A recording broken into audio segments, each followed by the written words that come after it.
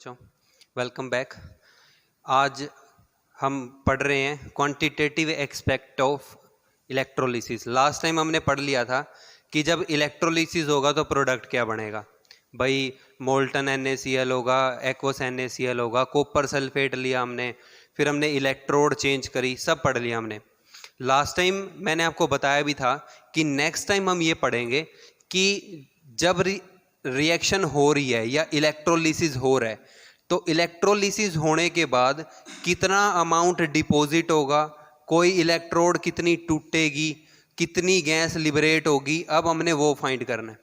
ठीक है, तो अब नेक्स्ट टॉपिक हमारा यही है कि हमने क्वांटिटेटिवली फाइंड करना है कि जो अमाउंट है, जैसे मान लो कि यहाँ पे हमने एक्वस NaCl लिया हुआ था, तो फिर हमने पढ़ा था कि प्रोडक्ट क्या बन रहे हैं। यहाँ से निकल रही थी Cl2 गैस, यहाँ पे क्या हो रहा था, Na was deposited, sodium deposit हो रहा था यहाँ पे।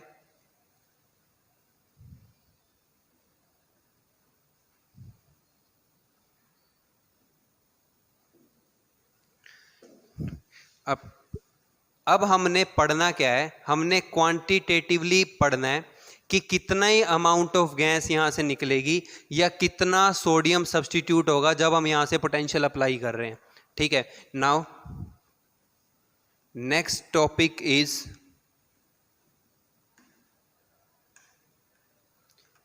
To find amount of substance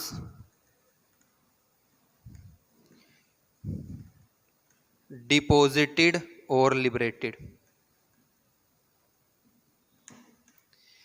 कि कितना सब्सटेंस डिपॉजिट हो रहा है या कितना सब्सटेंस लिबरेट हो रहा है। लिबरेट का मतलब होता है बाहर निकलना। अब हमने इसको फाइंड करना है। अमाउंट का मतलब क्या है कि हमें क्वांटिटेटिवली इसको स्टडी करना है। तो नेक्स्ट टॉपिक अब अपना यही है भाई, क्वांटिटेटिव एस्पेक्ट ऑफ इलेक्ट्रोलिसिस। भाई जो इलेक्ट्रोलिसिस है उसको हम अमाउंट की फॉर्म में कैसे फाइंड करते हैं। तो भाई फैराडे एक साइंटिस्ट था, फैराडे ने हमारे को 2 लॉ दिए थे, जिसके अंदर इलेक्ट्रोलिसिस के 2 लॉ दिए थे, जिससे हम फाइंड करते हैं कि कितना अमाउंट जो है वो लिबरेट होगा या सब्स्टिट्यूट होगा। ठीक है, तो हम टॉपिक स्टार्ट कर रहे हैं भाई,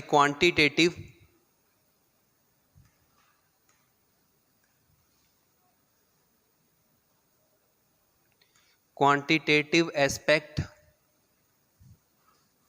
of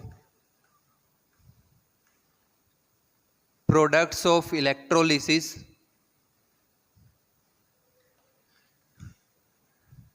that is Faraday's law।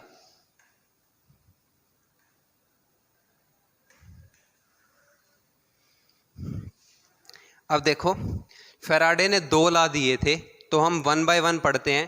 पहला है Faraday's first law of electrolysis.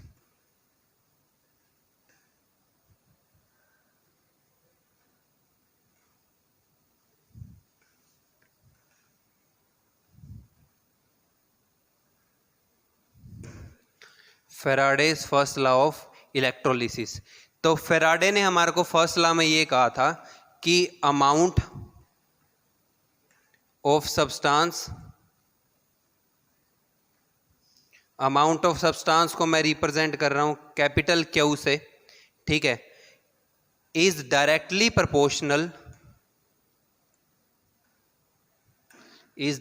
Proportional to amount of charge flowing in circuit।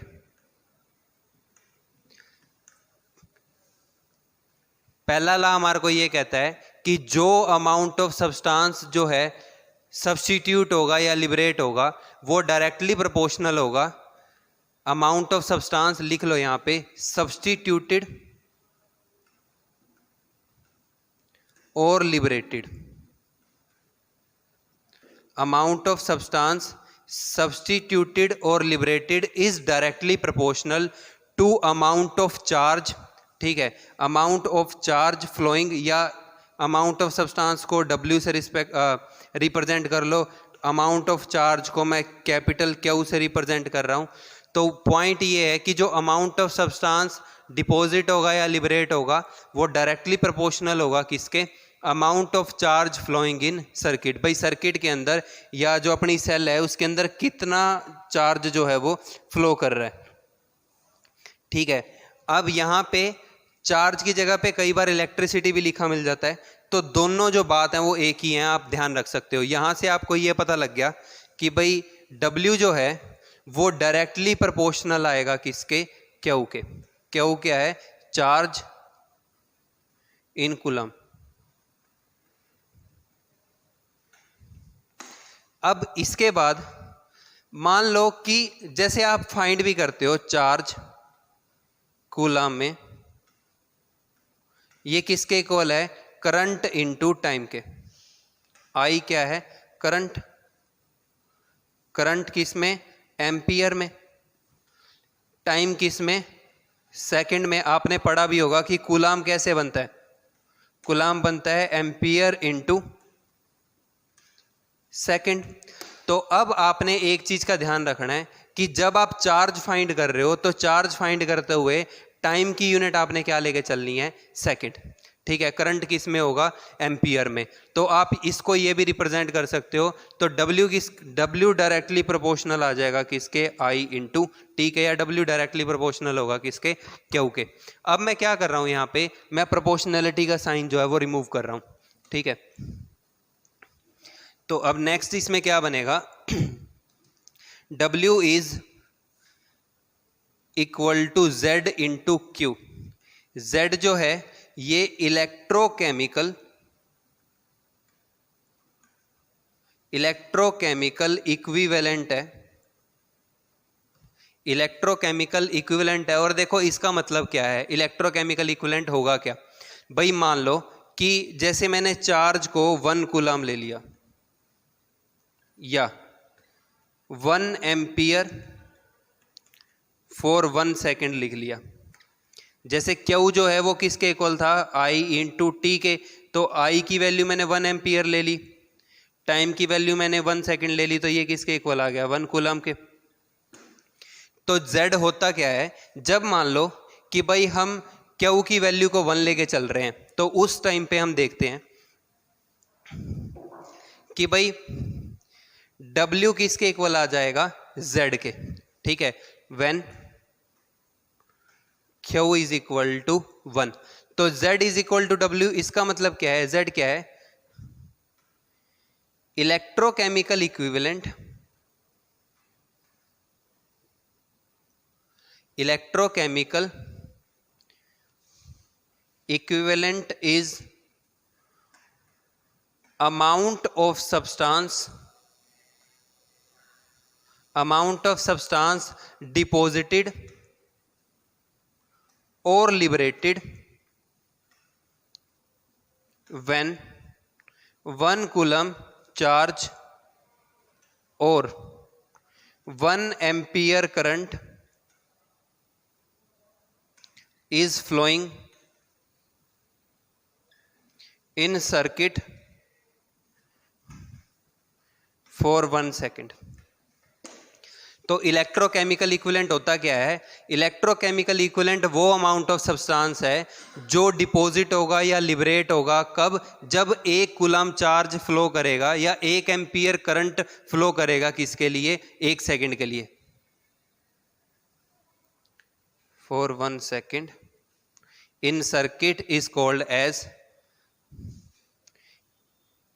Is electrochemical equivalent. तो भाई ये आपने पॉइंट ध्यान रखने हैं। अब इसके बाद अब बात ये आती है कि भाई Z होता क्या है। ठीक है, Z आपको पता लग गया, अब Z को फाइंड कैसे कर सकते हैं। अब देखो Z जो है इलेक्ट्रोकेमिकल इक्विवेलेंट जो है Z, ये इक्वल होता है इक्विवेलेंट मास डिवाइडेड बाय 96,500। ये Z की वैल्यू है। ठीक है, ये आपने ध्यान रखनी है कि Z किसके इक्वल होगा, इक्विवेलेंट मास डिवाइडेड बाय में 96,500। अब इक्विवेलेंट मास कैसे फाइंड कर रहे हैं, मोलर मास बाय में n फैक्टर। तो Z किसके इक्वल आएगा, मोलर मास आप कंप्लीट लिख लो एक बार।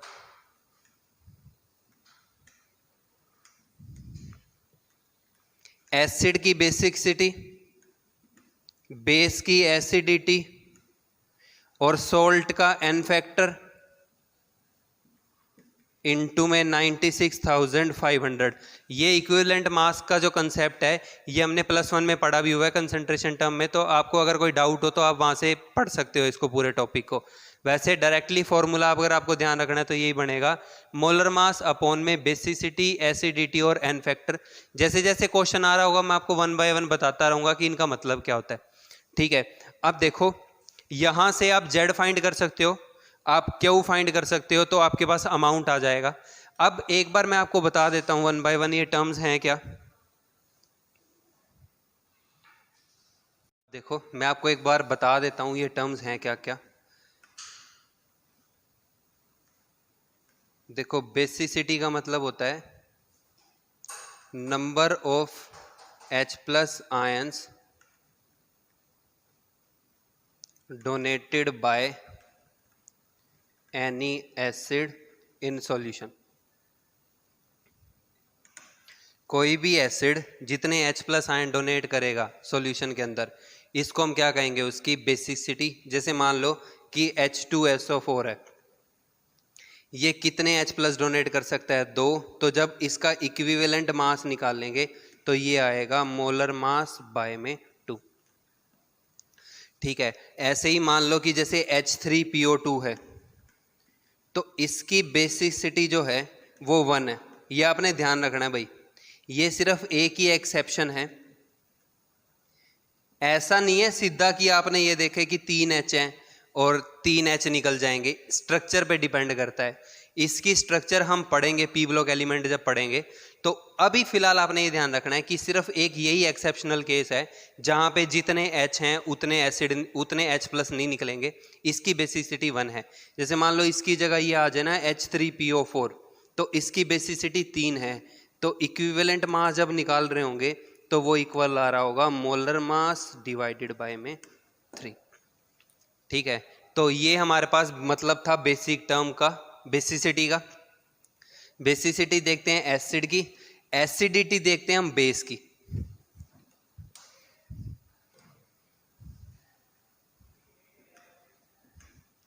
एसिडिटी देखते हैं हम बेस की। तो एसिडिटी का मतलब होता है number of OH negative ions donated by any base. कोई भी जो बेस है जितने OH नेगेटिव आयन डोनेट करता है उसको हम उसकी बेसिसिटी कहते हैं। अब इस केस के अंदर मान लो कि NaOH है, तो ये एक OH डोनेट कर सकता है, तो इसकी जो एसिडिटी है इसकी वैल्यू 1 आएगी। ठीक है, अब मान लो कि जैसे मैग्नीशियम हाइड्रोक्साइड है MgOH की ट्वाइस, अब ये 2 OH लॉस कर सकता है, तो जब इसका इक्विवेलेंट मास निकालेंगे तो क्या करेंगे, मोलर मास डिवाइडेड बाय में 2। ठीक है, सोल्ट का एन फैक्टर हमने अभी काउंट किया था पहले जब हमने इलेक्ट्रोकेमिकल सेल पढ़ी थी, तो उस टाइम पे कोलार चला में भी हमने पढ़ा था कि एन फैक्टर का मतलब क्या होता है, टोटल पॉजिटिव चार्ज या टोटल नेगेटिव चार्ज। तो भाई ये बेसिक मतलब है हमारे पास। अब इसके बाद देखो, अब हम 1 बाय 1 इसके कुछ न्यूमेरिकल प्रैक्टिस करते हैं, फिर सेकंड लॉ करेंगे इलेक्ट्रोलिसिस का। अब देखो मान लो कि हमारे पास पहला क्वेश्चन है, पहला क्वेश्चन मान लो हमारे पास ये है, calculate the charge required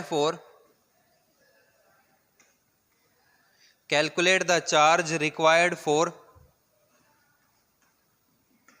oxidation of 2 mole of water. 2 mole of water. अब वो हमारे को ये कह रहा है कि वाटर के 2 मोल हैं, उसका हमने क्या कराना है, ऑक्सीडेशन कराना है। तो बताओ इसके लिए कितने चार्ज की जरूरत होगी। तो पहले आप क्या करोगे भाई, रिएक्शन लिखोगे। तो रिएक्शन ये बनती है, आपने वाटर का क्या कराना है, ऑक्सीडेशन, ऑक्सीडेशन कराना है ना। तो ऑक्सीजन कितने में है, -2 में। जब ऑक्सीडेशन होगा, देखो H कितने में है, +1 में। अब ये तो और इलेक्ट्रॉन लॉस कर ही नहीं सकता क्योंकि हाइड्रोजन के पास एक ही होता है। अब ऑक्सीडेशन किसका होगा यहाँ पे, ऑक्सीजन का। तो ऑक्सीजन जब चेंज होगा तो क्या प्रोडक्ट बना के देगा हमारे को, O2। ठीक है, अब इसको बैलेंस करने के लिए इसको कितने से मल्टीप्लाई करना पड़ेगा, 2 से। ठीक है, अब जब 2 से मल्टीप्लाई किया O2 तो हो गया बैलेंस। अब इसके बाद 4 H+ आयन जो हैं वो ऐसे ही रहेंगे। एक वाटर में 2 H+ हैं तो 2 वाटर के अंदर 4 H+ आएंगे। अब बात आती है इलेक्ट्रॉन की भाई, कि इलेक्ट्रॉन कितने होंगे। अब देखो ऑक्सीडेशन स्टेट किसकी चेंज हो रही है, ऑक्सीजन की। तो फाइनल ऑक्सीडेशन ऐसे करना आपने, final oxidation state minus initial, ताकि गलती ना हो। फाइनल ऑक्सीडेशन स्टेट ऑक्सीजन की कितनी है, एलिमेंटल फॉर्म में कितनी होती है, 0, माइनस इनिशियल कितनी है, 2, माइनस माइनस क्या हो जाएगा, प्लस। तो चेंज कितने का आ रहा है, 2 का। आपने साइन नहीं देखना, सिर्फ नंबर देखना है। एक ऑक्सीजन पे चेंज कितने का आ रहा है, 2 का। कितनी ऑक्सीजन है, 2 है ना। तो 2 ऑक्सीजन के लिए चेंज कितने का आ रहा होगा, 4 का। तो इसका मतलब है इसके अंदर इलेक्ट्रॉन कितने इवॉल्व हो रहे होंगे, 4 इलेक्ट्रॉन। तो भाई ये अपने पास बैलेंस रिएक्शन आ गई।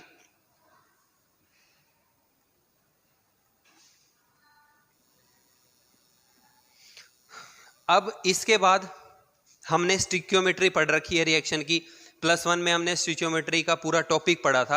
अब वहीं से ही हमने क्वेश्चन सोल्व करने हैं। अब देखो इसके आगे नंबर कितना है, इसके आगे नंबर कितना है, 2। तो क्या लिखेंगे, 2 मोल किसके, वाटर के।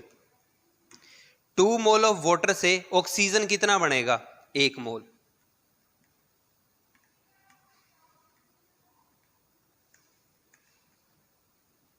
ऐसे ही है।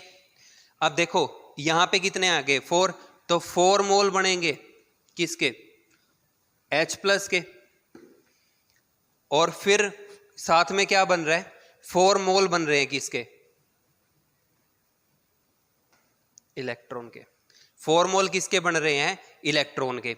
अब देखो 1 मोल इलेक्ट्रॉन जो है, 1 मोल इलेक्ट्रॉन के ऊपर चार्ज कितना होता है, 96,500 कूलम। और 1 मोल इलेक्ट्रॉन का जो चार्ज है इसको कहते हैं 1 फेराडे। 1 मोल इलेक्ट्रॉन के ऊपर जो चार्ज होता है इसको हम क्या कहते हैं, 1 फेराडे। और इसकी वैल्यू कितनी होती है, 96,500 कूलम। ठीक है, तो भाई जब हम ऑक्सीडेशन करा रहे हैं तो आप ये देखो कि सर्किट में कितने मोल इलेक्ट्रॉन फ्लो कर रहे हैं। भाई वाटर टूट रहा है यहां पे, तो जब वाटर ब्रेक कर रहा है तो during the breakage of water, जब 2 मोल वाटर है तो सर्किट में इलेक्ट्रॉन कितने फ्लो कर रहे होंगे, 4 मोल इलेक्ट्रॉन फ्लो कर रहे होंगे। भाई जब 2 मोल वाटर टूट रहे हैं तो 2 मोल वाटर की ब्रेकेज के लिए सर्किट में चार्ज कितना फ्लो कर रहा होगा, 4 मोल ऑफ इलेक्ट्रॉन। आपको ये चीज का ध्यान रखना है, ऐसे आपने सर्किट कंप्लीट किया हुआ है। तो जब इलेक्ट्रोलिसिस होगा तो ड्यूरिंग इलेक्ट्रोलिसिस सर्किट में कितने इलेक्ट्रॉन फ्लो कर रहे होंगे, 4 मोल ऑफ इलेक्ट्रॉन। और 4 मोल ऑफ इलेक्ट्रॉन के ऊपर चार्ज कितना होगा, देखो 4 इंटू 1 मोल पे चार्ज कितना होता है, तो 4 इंटू, क्योंकि देखो बैलेंस रिएक्शन में 4 मोल इलेक्ट्रॉन निकल रहे हैं तो 1 मोल के ऊपर चार्ज कितना होता है, 96,500 कूलम। अगर फेराडे लिखें तो सीधा क्या लिख देंगे, 4 फेराडे। नहीं तो आप मल्टीप्लाई करके सोल्व कर सकते हो, आपके पास कॉरस्पॉन्डिंगली आंसर आ जाएगा जो रिक्वायर्ड क्वेश्चन है। ठीक है, तो अब इसका नेक्स्ट क्वेश्चन ट्राई करते हैं एक।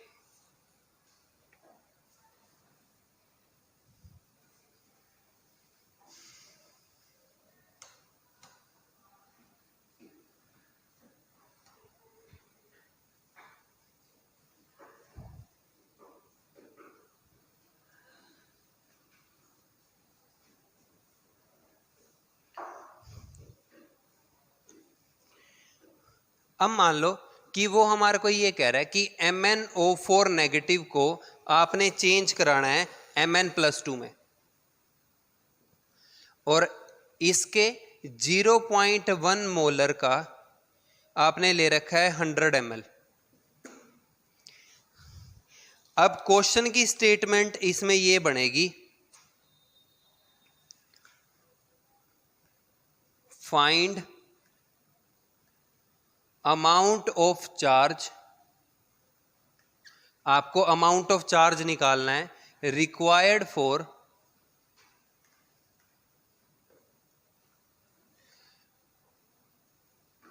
Reduction of 100 ml of 0.1 molar MnO4 negative to Mn+2। Question की स्टेटमेंट ये है भाई कि कितना अमाउंट ऑफ चार्ज जो है वो रिक्वायर्ड है, किसके लिए, रिडक्शन कराना है, किसका, 100 ml of 0.1 molar MnO4 negative.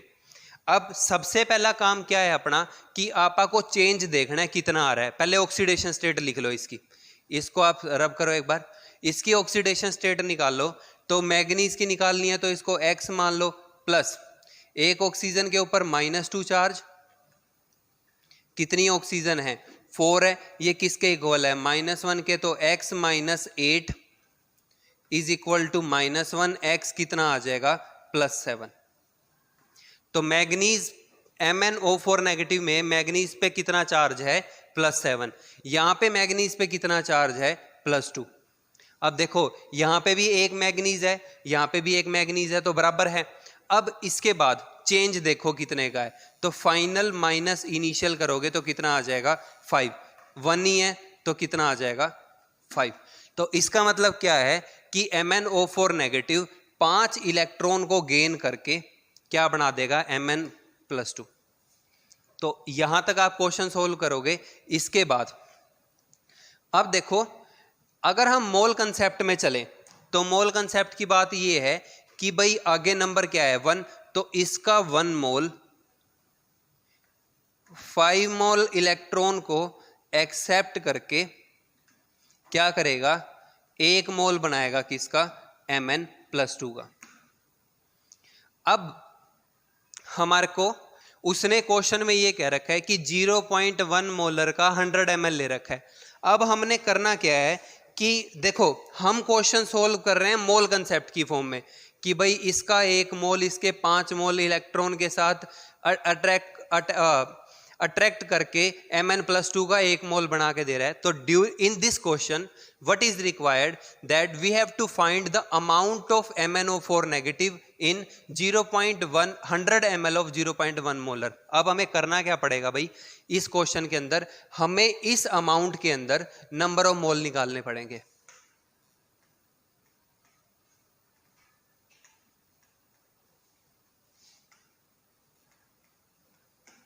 तो अब इस क्वेश्चन के अंदर जब हम इस क्वेश्चन को सोल्व करते हैं तो देखो कि भाई मोलैरिटी का फॉर्मूला क्या होता था, number of moles of solute upon volume in centimetre cube of solution into में 1000। ये हमने +1 में पढ़ा हुआ है फॉर्मूला, इस बार भी है यूनिट, पढ़ेंगे हम। अब आपको फिलहाल क्वेश्चन सोल्व करने के लिए फॉर्मूला ध्यान रखना है। तो भाई मोलैरिटी कितनी बता रखी है उसने, 0.1 बता रखी है। वॉल्यूम इधर मल्टीप्लाई करें तो वॉल्यूम कितना दे रखा है, 100 डिवाइडेड बाय क्या आ जाएगा, 1000 is equal to number of moles of solute. और यहां पे सोल्यूट क्या है, MnO4 नेगेटिव। तो क्वेश्चन सोल्व करते हैं, 2 0 से 2 0 कट जाएगी, यहां पे क्या आ जाएगा, 1/100 विच इज इक्वल टू 10 की पावर -2। तो हमारे पास जो गिवन स्टेटमेंट है उसमें कितने आ रहे हैं, 10 की पावर -2 मोल आ रहे हैं किसके, MnO4 नेगेटिव के। देखो 1 मोल MnO4 नेगेटिव के लिए 5 मोल इलेक्ट्रॉन जो हैं वो रिक्वायर्ड है। भाई अगर आपको 1 मोल MnO4 नेगेटिव को रिड्यूस कराना है तो 5 मोल इलेक्ट्रॉन चाहिए। मोल कंसेप्ट पे बात करें तो अब हैं कितने, 10 की पावर -2 मोल के लिए MnO4 नेगेटिव के लिए कितने इलेक्ट्रॉन चाहिएंगे? 10⁻⁻2 इंटू 5।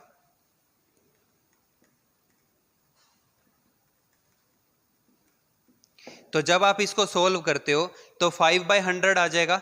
5/100 का मतलब क्या है? 0.05। 0.05 mole of electron are required. हमें इतने मोल चाहिए किसके? इलेक्ट्रॉन के, इस रिएक्शन को कराने के लिए। ठीक है, अब बात ये आती है कि क्वेश्चन में उसने हमारे से क्या पूछा हुआ था कि भाई कितना चार्ज जरूरी है इस रिएक्शन को कराने के लिए। तो हम क्या करेंगे? 0.05 मोल ऑफ इलेक्ट्रॉन के ऊपर चार्ज फाइंड कर लेंगे। ठीक है, तो क्या आ जाएगा? 0.05 Faraday. 0.05 into 1 mole of electron. 1 mole of electron किसके बराबर है? 1 फैराडे के। और अगर कूलम में निकालने के लिए कह दे तो into 96,500 coulomb. This is the answer of our required question, जो हमारे से क्वेश्चन उसने पूछ रखा था। ठीक है, तो आपको करना क्या है? आपको क्वेश्चन को मोल कंसेप्ट की फॉर्म में मोल्ड करना है। आपको क्वेश्चन मोल कंसेप्ट की फॉर्म में मोल्ड करके ही आगे सोल्व करना है। That is the right way and shortest way to solve these kind of any question. ठीक है, अब हम स्टेटमेंट वाइज क्वेश्चन प्रैक्टिस करते हैं। मैं आपको कुछ और क्वेश्चन कराता हूं जो वेरिएबल टाइप इस पे बन सकती है।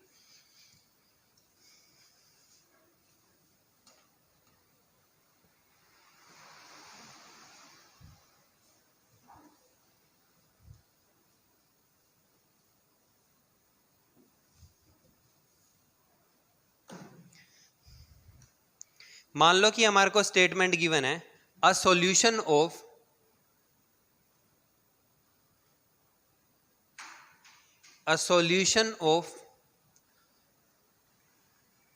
Copper sulphate is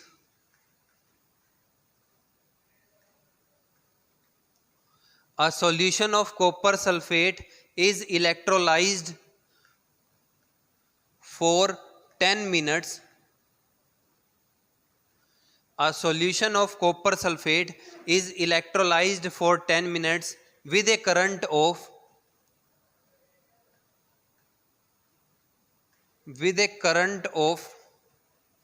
1.5 ampere. What is the mass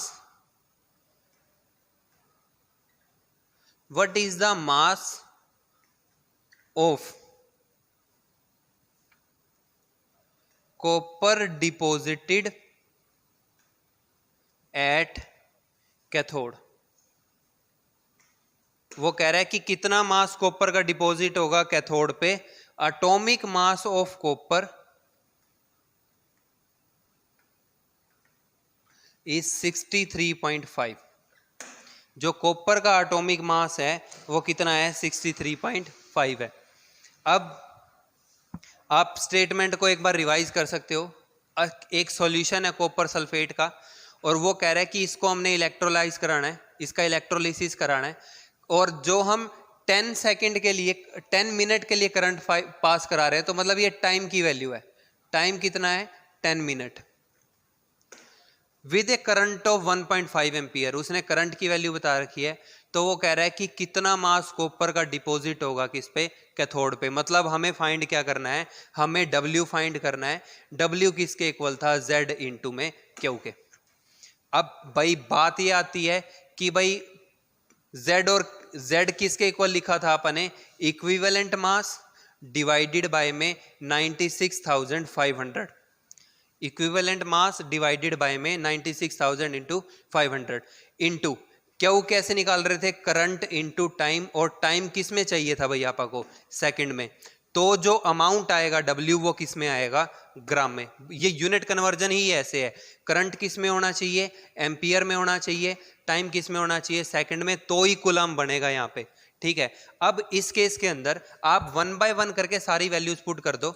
अब इक्विवेलेंट मास किसका चाहिएगा हमारे को? देखो, इक्विवेलेंट मास डिपॉजिट कौन हो रहा है? कॉपर हो रहा है, तो इक्विवेलेंट मास भी किसका होना चाहिए? कॉपर का। ठीक है, अब अगर आप इक्विवेलेंट मास निकालते हो भाई अगर मुझे इक्विवेलेंट मास निकालना है किसी एलिमेंट का,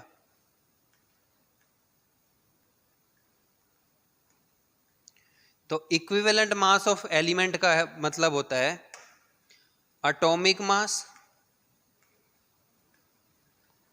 डिवाइडेड बाय में इट्स वैलेंसी। वैलेंसी का मतलब है ऑक्सीडेशन स्टेट, ठीक है, कितनी है, +2 है। तो यहां पे आप क्या कर सकते हैं, इक्विवेलेंट मास निकाल सकते हैं। तो अगर आपको इक्विवेलेंट मास कॉपर का निकालना है,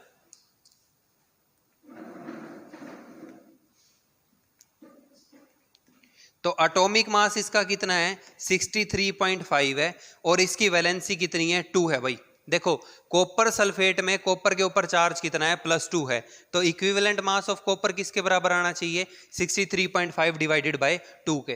तो ये वैल्यू आपके पास इक्विवेलेंट मास की आ गई।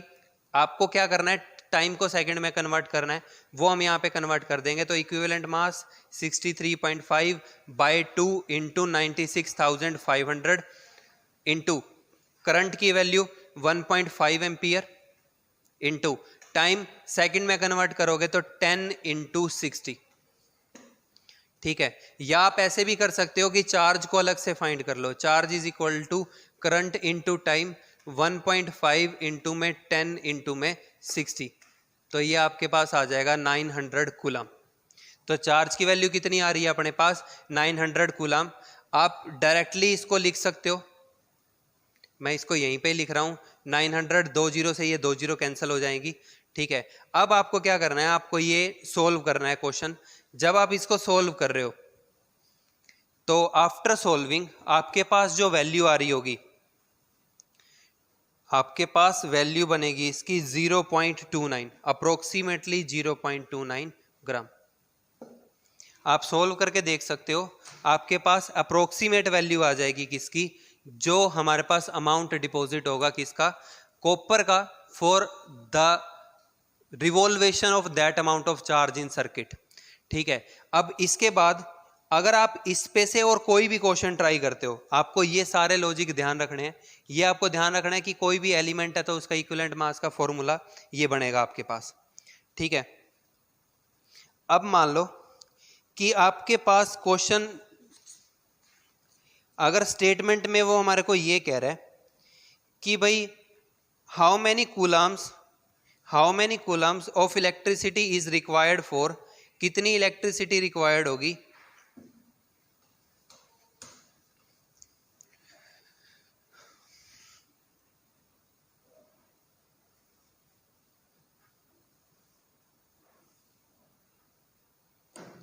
वो हमें कह रहा है कि how much amount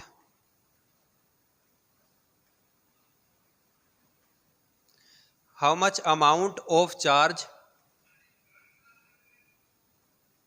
in coulomb, how much amount of charge in coulomb required for oxidation of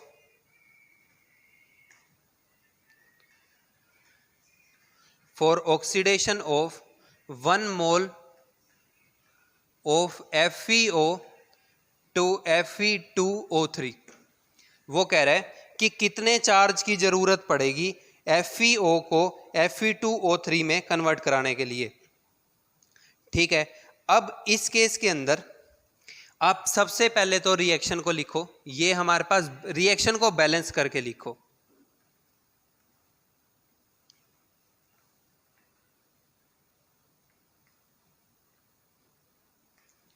आप बैलेंस करके ही मोल कंसेप्ट बना सकते हो भाई, अदरवाइज मोल कंसेप्ट जो है वो नहीं बनेगा।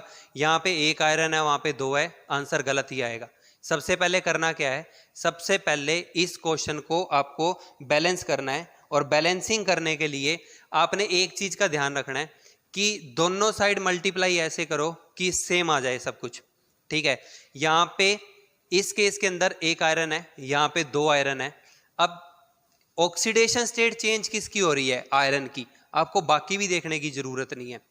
यहां पे ऑक्सीजन -2 में है, यहां पे भी ऑक्सीजन -2 में है, तो ऑक्सीजन पे नो चेंज,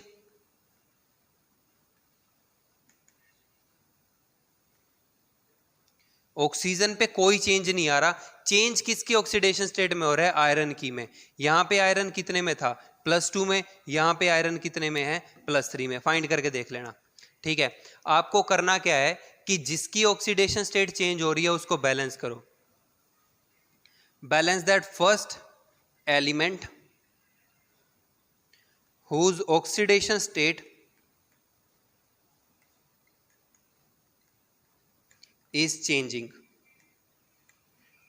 जिसकी ऑक्सीडेशन स्टेट चेंज हो रही है उसको अपन ने क्या करना है? बैलेंस करना है। ऑक्सीजन बैलेंस कर भी दिए तो कुछ फायदा नहीं होगा।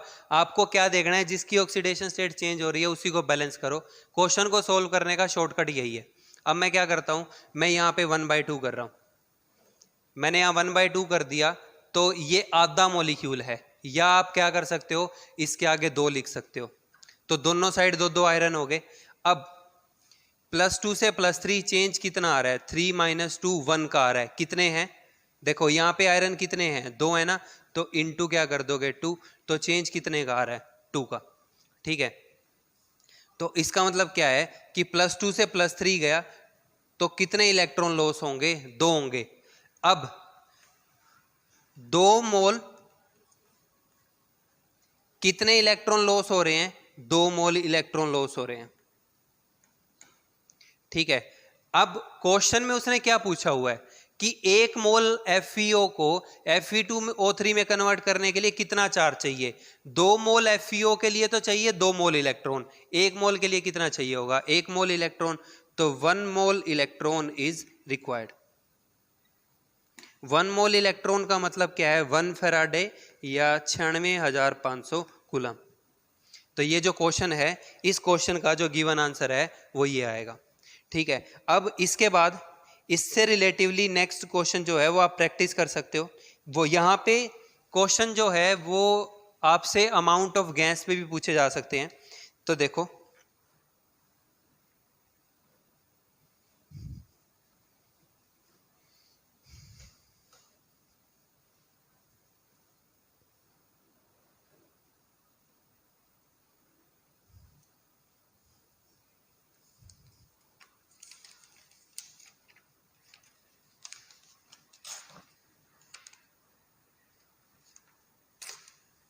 अब देखो क्वेश्चन के अंदर वो मान लो हमारे को ये कह रहा है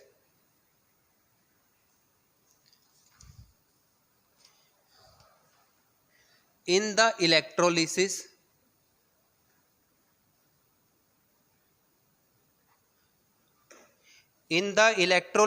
of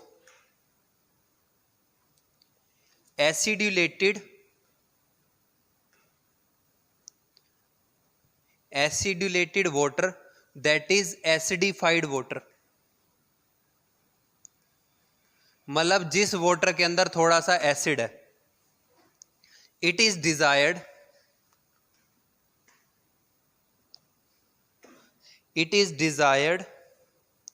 to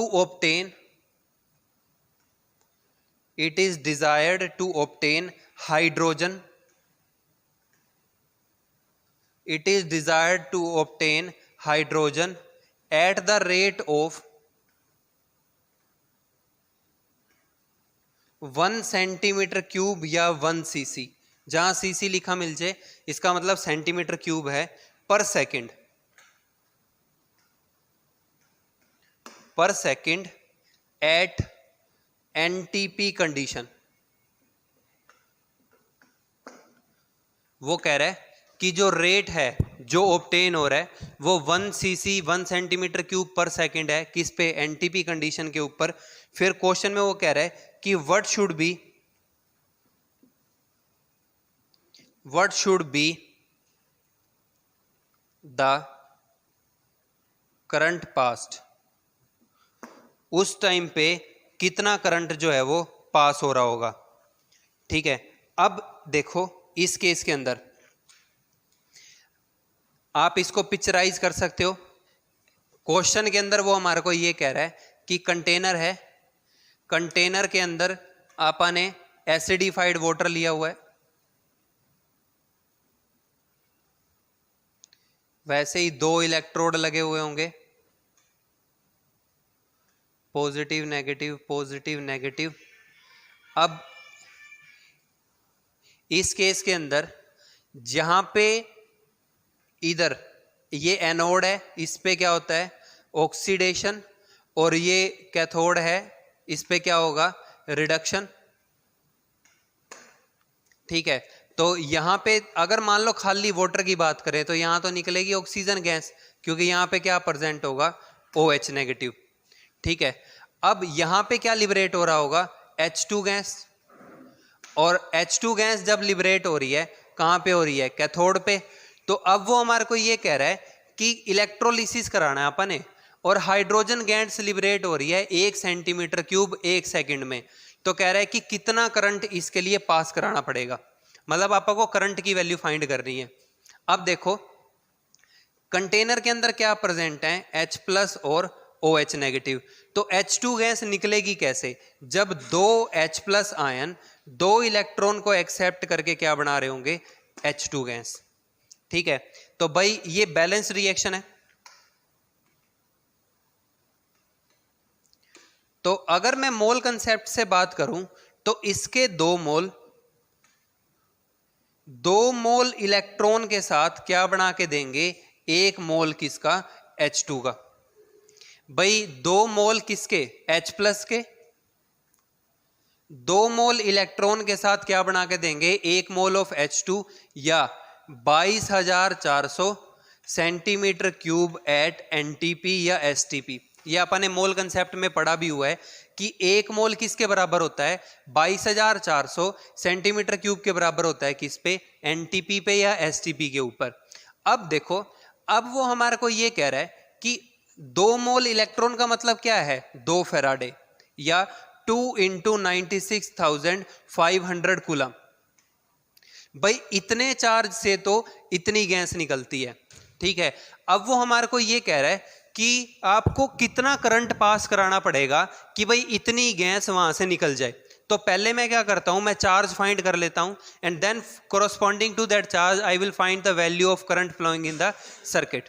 सो 2 × 96,500 कूलम, या आप इसको ऐसे लिख लो कि भाई 22,400 सेंटीमीटर क्यूब गैस जो है किसकी H2 की, इसके लिए तो हमें चार्ज रिक्वायर्ड है 2 × 96,500 कूलम। भाई इतनी गैस के लिए तो इतना चार्ज चाहिए। ठीक है, हमें गैस कितनी कह रहा है 1 सेंटीमीटर क्यूब, तो 1 सेंटीमीटर क्यूब गैस के लिए जो चार्ज रिक्वायर्ड है वो कितना आएगा 2 × 96,500 डिवाइडेड बाय 22,400, 20 से 20, तो कट करेंगे तो ये आ जाएगा अपने पास 112। तो अगर हम वैल्यू ही फाइंड करें इसकी तो हमारे पास वैल्यू आ रही होगी, हमारे पास ऊपर बच रहे 965 डिवाइडेड बाय 112। तो ये हमारे पास चार्ज जो है, चार्ज की वैल्यू हमारे पास आ रही है 8.61 कूलम। तो भाई for 1 centimetre cube of H2 gas, 1 centimetre cube H2 gas के लिए इतने चार्ज की जरूरत हमें पड़ती है। ठीक है, अब इसके बाद देखो फिर हमने ये पढ़ा हुआ है कि चार्ज किसके इक्वल है, charge is equal to current into time के। टाइम किस में सेकंड में, चार्ज की यूनिट कूलम बनेगी भी तभी। अब स्टेटमेंट पढ़ो। अब उसने क्वेश्चन में हमारे को ये कहा कि भाई हमें इलेक्ट्रोलिसिस कराना है वाटर का, और हमें 1 सेंटीमीटर क्यूब गैस पर सेकंड चाहिए, मतलब टाइम कितना चाहिए 1 सेकंड चाहिए। टाइम कितना है 1 सेकंड। तो 1 सेकंड टाइम के लिए जब हम इतना चार्ज पास करेंगे, ठीक है, तो कितनी गैस लिबरेट हो रही होगी 1 सेंटीमीटर क्यूब। यही हमारे क्वेश्चन का आंसर था। चार्ज की वैल्यू कितनी थी 8.61 coulomb is equal to current, यही हमें फाइंड करना था। टाइम कितना था 1 सेकंड, तो करंट कितना आ जाएगा 8.31 एम्पियर। जब हम इतना करंट 1 सेकंड के लिए पास करेंगे तो जो गैस निकल रही होगी उस गैस का रेट क्या होगा 1 सेंटीमीटर क्यूब पर सेकंड। तो यहां से हमें ये क्वेश्चन जो है इसको सोल्व कर सकते हैं। अब देखो इसके बाद नेक्स्ट टॉपिक है हमारे पास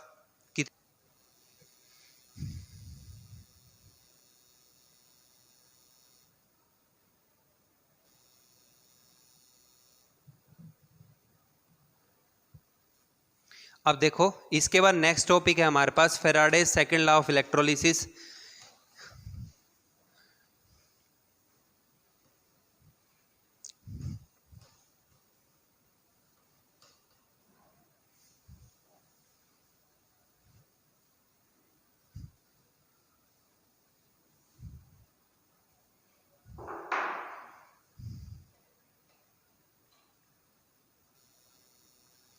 Faraday's second law of electrolysis.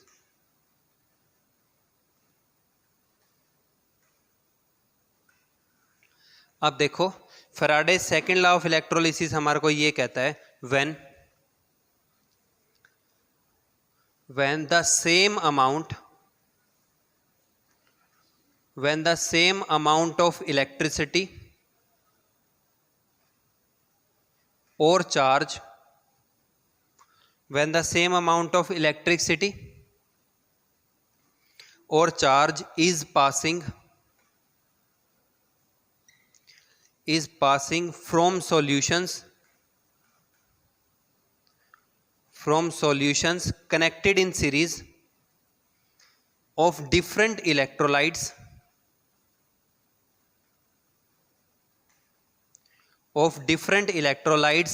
connected in series,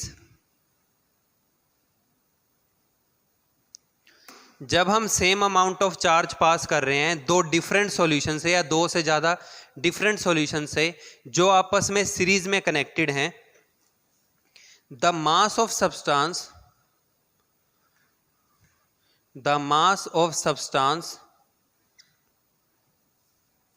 produced at the electrode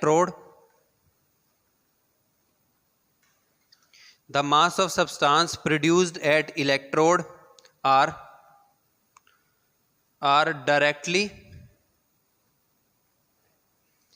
directly proportional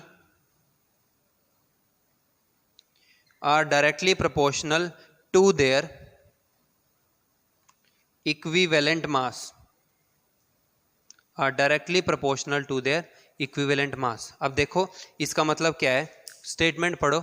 वो हमारे को ये कह रहा है कि जब सेम अमाउंट ऑफ इलेक्ट्रिसिटी हम पास कर रहे हैं डिफरेंट इलेक्ट्रोलाइटिक सॉल्यूशन से जो सीरीज में कनेक्टेड हैं, तो जो मास है सब्सटेंस का सब्स्टिट्यूट होगा वो डायरेक्टली प्रोपोर्शनल होगा किसके, उनके इक्विवेलेंट मास के। अब मान लेते हैं कि भाई अपन ने दो कंटेनर लिए, यहां पे मैंने कंटेनर के अंदर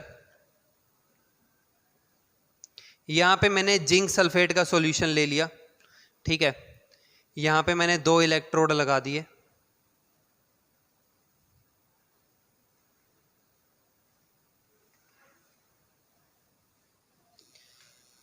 यहां पे मैंने सिल्वर सल्फेट का सॉल्यूशन ले लिया, सिल्वर नाइट्रेट ले लिया AgNO3,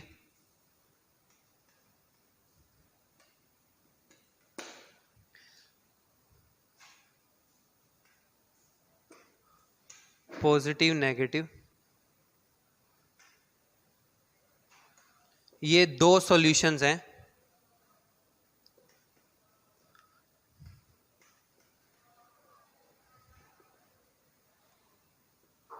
दो सॉल्यूशंस हमने कनेक्ट कर रखे हैं किसमें, सीरीज में। अब इस केस के अंदर देखो तो स्टेटमेंट पढ़ो, उसने हमारे को ये कहा है कि when same amount of electricity और charge is passed from solution of different electrolyte, ये दो अलग अलग इलेक्ट्रोलाइट हैं और यहाँ पे हम क्या कर रहे हैं, बैटरी सेम है दोनों में सोर्स ऑफ लाइट जो है वो सेम है, तो इसका मतलब है कि चार्ज जो है वो फ्लो क्या कर रहा होगा, सेम कर रहा होगा। तो जो मास होगा प्रोडक्ट का किसी भी इलेक्ट्रोड में वो डायरेक्टली प्रोपोर्शनल होगा किसके, उसके इक्विवेलेंट वेट के। तो अमाउंट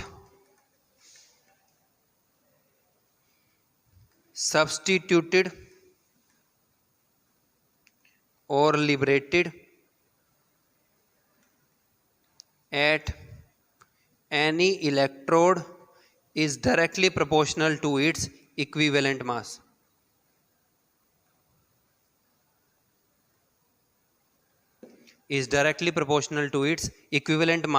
अब इस केस के अंदर मान लो कि जैसे हमने ये एग्जांपल लिया हुआ है तो यहाँ पे क्या होगा कि W ऑफ जिंक, जिंक का जो अमाउंट सब्स्टिट्यूट होगा वो डायरेक्टली प्रोपोर्शनल होगा किसके, इक्विवेलेंट मास, किसके, equivalent mass of zinc, equivalent mass of zinc के।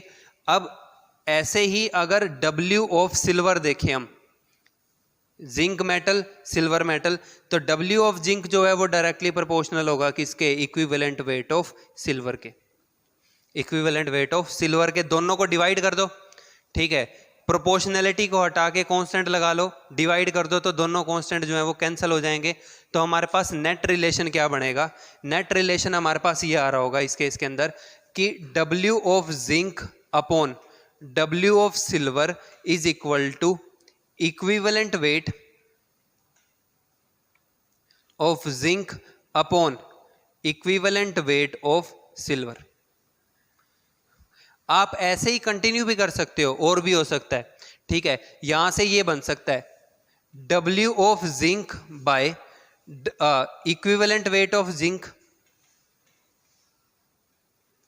Is equal to W of silver divided by equivalent weight of silver.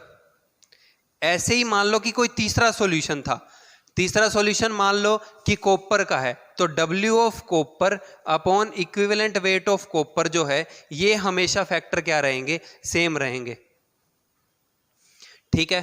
तो अब इस केस के अंदर आपने ये सेकंड लॉ ऑफ इलेक्ट्रोलिसिस है और इसके बेस पे भी क्वेश्चन आ सकते हैं, तो आपने ये फाइनल रिजल्ट ध्यान रखना है कि amount substituted upon equivalent wait जो है वो सबके लिए क्या रहेगा, कांस्टेंट रहेगा, ठीक है। अब देखो इससे रिलेटेड एक न्यूमेरिकल करते हैं।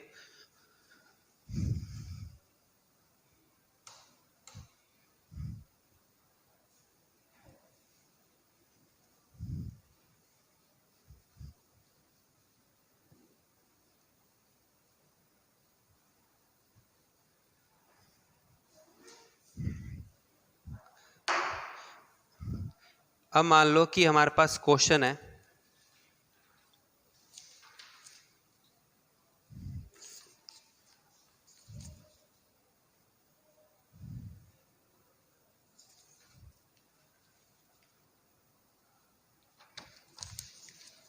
स्टेटमेंट में, वो हमारे को ये कह रहा है on passing a current of 1 ampere, on passing a current of 1 ampere for 16 minutes,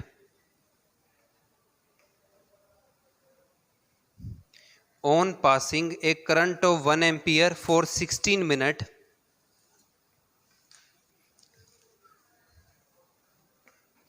the amount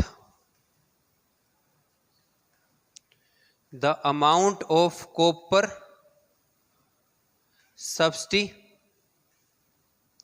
substituted is 0.26 ग्राम। जो कॉपर का अमाउंट सब्स्टिट्यूटेड है वो 0.26 ग्राम है। Calculate the amount of silver for same charge. Same charge के लिए silver कितना substitute होगा हमने वो फाइंड करना है। अभी देखो फॉर्मूला हमने बनाया W of copper upon equivalent weight of copper is equal to W of silver upon equivalent weight of silver. यही बनाया हमने। कॉपर का अमाउंट कितना सब्स्टिट्यूट हो रहा है 0.26। इक्विवेलेंट वेट मैंने बताया था कैसे निकालते थे, एटॉमिक मास बाय चार्ज।